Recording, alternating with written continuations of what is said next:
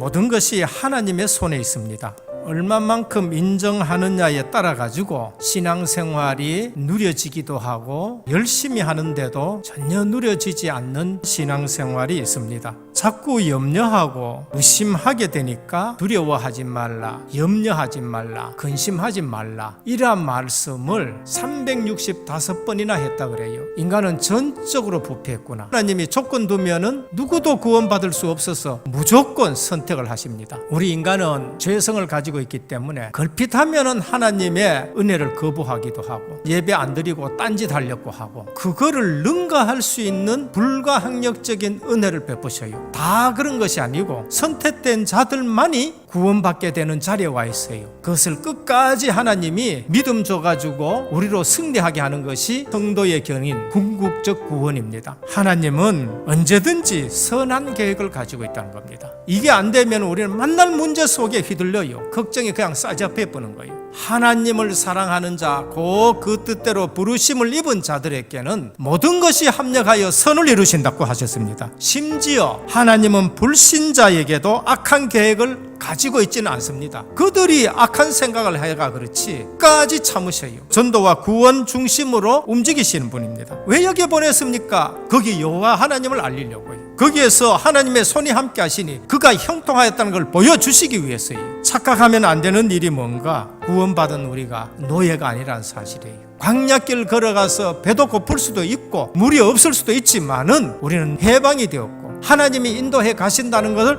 아셔야 되는 거예요. 기본 자세입니다. 신명기로 다시 각인시키는 거. 신분이 바뀌었는데도 애굽의 사상과 노예 체질에 갇혀져 있어가지고 원망 나오고 불평 나온 거 있지요. 미리 가르쳐야 돼요. 오늘 모세가 뭘 하느냐? 40년간 여호와께서 행하신 일을 한 바라고 계속 지금 얘기합니다. 왜 다락방 오직 그리스도 예수 생명 예수 능력 오직 전도 선교해야 되느냐? 렘넌트들이 보지도 못하고 듣지도 못한 일 여호와의 위엄과 강한 손으로 함께 하셨음을 가르쳐야 되는 겁니다.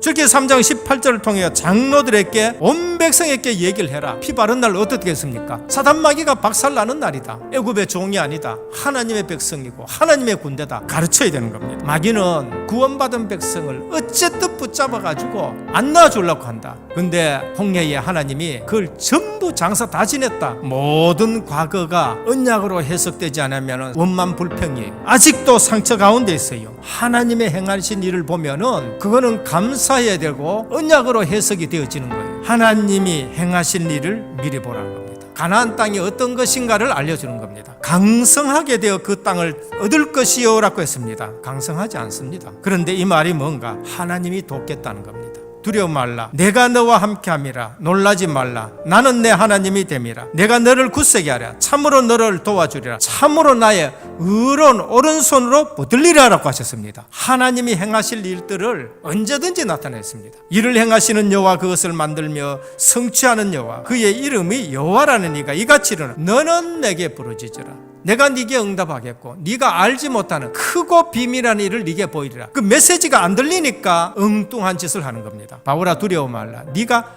가이사 앞에 서야 하겠고 오늘 뭐라고 하십니까? 너희는 후손과 함께 젖과 꿀이 흐르는 땅에서 장구하리니 라고 하셨습니다. 근데 실제 가보면은 젖과 꿀이 안 흘러요. 근데 하나님 말씀은 그렇게 됩니다. 그 양에게서 젖이 풍부하게 나오는 겁니다. 그보다 더 심오한 게 있습니다. 선지자를 통해서 하나님의 말씀이 거기에 계속 흘러내리는 거예요. 애굽에는 관계 수로가 잘 돼가지고 발로 물을 대지만은 거기는 그렇게도 못한다. 이른 비와 늦은 비로 산다는 거예요. 우리 보기에는 안 좋은데 하나님은 계속 좋다고 말씀하는 거예요. 우리는 안 갈락하는데 하나님 품어가지고 보듬는 거 그게 권고하시는 거고 돌보신다라고 말씀합니다. 새초부터 새말까지 여호와의 눈이 항상 그 위에 있느니라. 아무도 안 보는 것 같지요. 하나님이 염초부터 연말까지 우리를 돌보고 계시고 간섭하고 계신다고 말씀합니다. 그럼 우리는 어떻게 해야 됩니까? 연초에 주신 말씀 붙들어야지. 세 가지를 기억해야 됩니다. 하나님은 하나님 자신의 계획을 반드시 성취시킨다.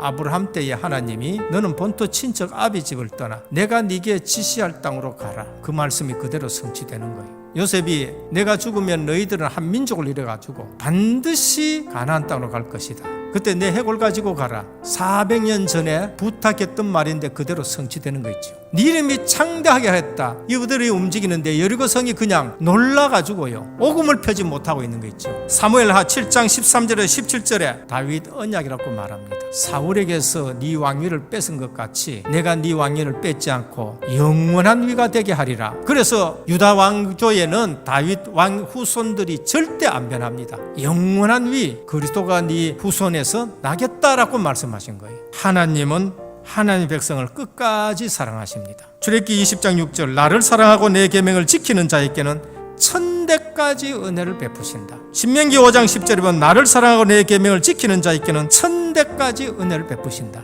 유월절 전에 예수께서 자기가 세상을 떠나 아버지께로 돌아가실 때가 이른 줄을 아시고 세상에 있는 자기 사람들을 사랑하시되 끝까지 사랑하시느니라. 하나님 말씀이 기준이라는 겁니다.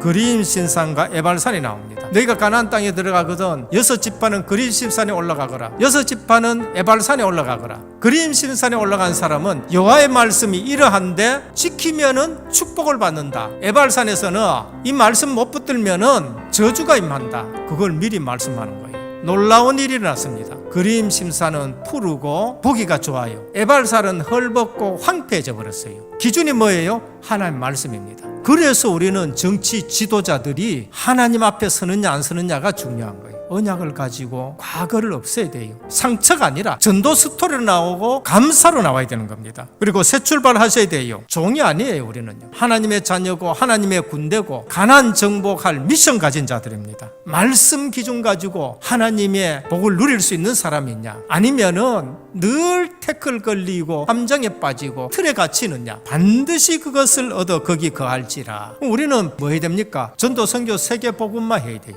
237 나라 살려야 돼요. 빈 곳 찾아가지고 사람을 살려내야 되는 것입니다. 복음 안에서 과거가 해석이 되고 하나님의 행하시를 보면서 새 출발하시고 말씀이 기준이다 라는 것을 붙들고 우리 렘넌트가 실제로 미리 준비하는 저와 여러분 되기를 주 예수 그리스도 이름으로 축원합니다.